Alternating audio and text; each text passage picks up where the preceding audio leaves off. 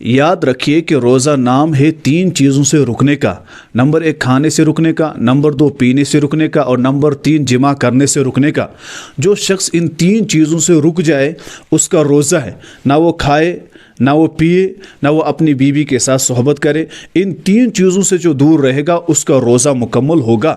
अलबत्ता उसके अलावा जो गुनाह कबीरा है, गुनाह के काम है, गीबत वगैरह है, इससे रोज़ा तो नहीं टूटता, लेकिन रोज़े का सवाब और रोज़े का मकसद इससे फोत हो जाता है।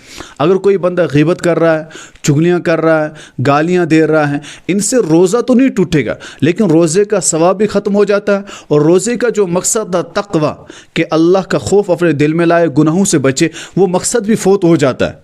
हाँ, इस पर जो फ़र्जियत थी, फ़र्ज़ अदा हो जाता है इसकी तरफ से, लेकिन रोज़े का मकसद और रोज़े का जो सवाब था वो ख़त्म हो जाता है। इस वजह से 3 चीज़ों से तो हम रुक गए, खाने पीना और जिमा करने से।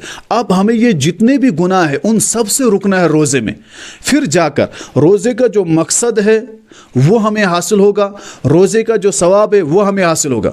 हमारे घरों में माएँ बहनें हो या कोई भी मर्द हो, वो सब हम समझते हैं गाली देने से रोज़े में असर नहीं पड़ता, गीबत करने से, इसी तरह चुगलियाँ करने से, इसी तरह बदनज़री से, मोबाइल में हम बुरी चीज़ें देखते हैं। हमें ये नहीं मालूम कि मैं सिर्फ भूखा रह रहा हूँ, ये सवाब मुझसे ख़त्म हो चुका है, मुझे रोज़े का सवाब बिल्कुल भी नहीं मिलेगा और इसका मकसद भी मुझसे फौत हो चुका है।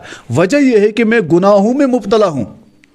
हाँ, फ़र्जियत तो उलमा कहेंगे आपकी अदा हो गई, आप ही कहेंगे नहीं रोज़ा तो हो गया मेरा, लेकिन रोज़े का सवाब और मकसद तो आपसे हासिल ही नहीं हुआ। इस वजह से रोज़े में हम पर लाजिम और ज़रूरी है हम तमाम मनहियात से, गुनाहों से दूर रहे, तब जाकर रोज़े का मकसद और सवाब हमें हासिल होगा।